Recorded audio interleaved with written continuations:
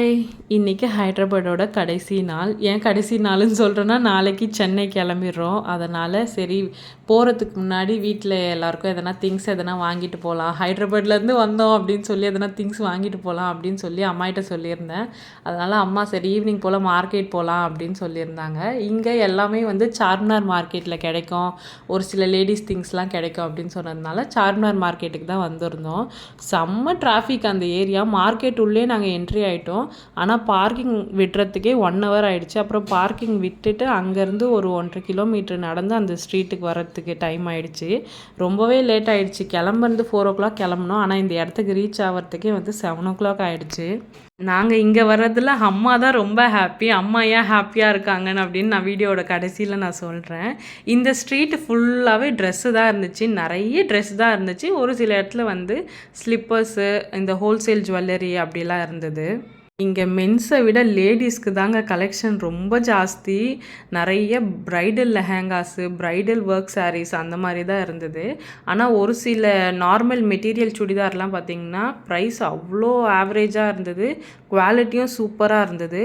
ஒரு 3 meters போட்டிருக்காங்க துணிலாம். ஆனால் அது 2.5 meter தான் இருக்கும். மீடியமாக இருக்கவங்களுக்கு அது ரொம்பவே கரெக்டாக இருக்கும். அவ்வளோ சூப்பராக இருந்தது. அதை இங்கே நம்ம சென்னையிலாம் வாங்கணுன்னா 2000 2500 கண்டிப்பாக வைக்கணும். ஆனால் அங்கே 600 500க்கே அவ்வளோ சூப்பராக இருந்தது சுடி மெட்டீரியல் எல்லாமே. கிட்டத்தட்ட இந்த இடம் பார்க்க எப்படி இருந்ததுன்னா, நம்ம சென்னையில் இருக்க சவுகார்பேட் மார்க்கெட் மாதிரி தான் இருந்தது. அதே தான் அது, எந்த ஒரு டிஃப்ரென்ஸும் கிடையாது. என்னென்னா அங்கே நிறைய வந்து ஸ்ட்ரீட்டாக இருக்கும். இது ஒரே ஸ்ட்ரீட்லேயே ஃபுல்லாக எல்லா கலெக்ஷன்ஸுமே இருந்தது. அந்த colour light, bridal lehengas, work வச்ச சாரீஸ் அதெல்லாம் பார்க்கும்போது எனக்கு சவுகார்பேட் மார்க்கெட் தான் ஞாபகம் வந்திருந்தது. ஆனால் அங்கே விட இங்கே ப்ரைஸ் எல்லாமே கொஞ்சம் கம்மி தான். கம்பேர் பண்ணும்போது கொஞ்சம் கம்மியாக தான் இருந்தது. இங்கே நிறைய ஸ்லிப்பர் கலெக்ஷன் இருந்தது. அதை சொல்லவே மறந்துட்டேன் நான். 200க்கெல்லாம் நிறைய ஸ்லிப்பர் இருந்தது அங்கே. ஆனால் அங்கே கூட என்ன ஒரு மன வருத்தம்னா, என் சைஸ்க்கு எதுவுமே இல்லை, எல்லாம் சின்ன சைஸ்க்காக தான் இருந்துச்சு.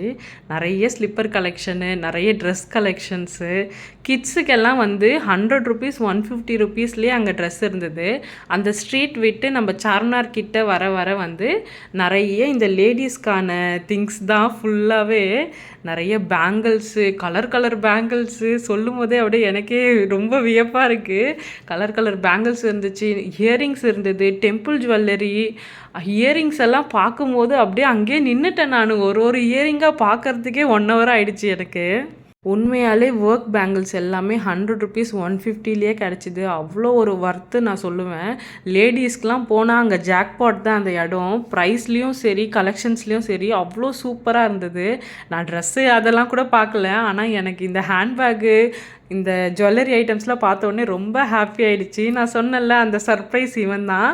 எங்களுக்கு அவன் சர்ப்ரைஸ் இல்லை, ஆனால் அவனுக்கு நாங்கள் சர்ப்ரைஸ் தான். ஏன்னா அவனுக்கு தெரியாது நாங்கள் வர போகிறோன்னு சொல்லிட்டு.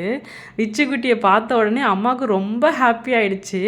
நாங்கள் தான் சடனாக கிளம்புனோம். அவங்க 1 month முன்னாடியே புக் பண்ணிட்டு தான் வந்திருந்தாங்க. என்ன சர்ப்ரைஸ்னால், நாங்களும் அவங்களும் சேமாக சார்மினார் அன்றைக்கி வந்திருந்தோமா, அதனால் அம்மா ரொம்ப ஹாப்பி ஆகிட்டாங்க விஷாந்த் ஹைதராபாத்தில் பார்த்த உடனே. நிறைய பேர் வீடியோ சப்ஸ்கிரைப் பண்ணாமலே பார்க்குறீங்க. உங்களுக்கு பிடிச்சிருந்தா கண்டிப்பாக சப்ஸ்கிரைப் பண்ணுங்கள். அங்கே எல்லாரையும் பார்த்துட்டு அப்புறம் ஒரு டீ ஷாப்பில் டீ சாப்பிட்டுட்டு அங்கேருந்து விச்சுக்குட்டி கிளம்பிட்டான். கிளம்பும்போது பயங்கரமாக அழுதுகிட்டே இருந்தான். அவனை பார்க்கவே ரொம்ப மனசு கஷ்டமாக இருந்தது. எங்களுடைய ஹைதராபாத் ட்ரிப் இப்படி தான் முடிஞ்சது. நெக்ஸ்ட் ஒரு வீடியோஸில் பார்க்குறேன். பாய்.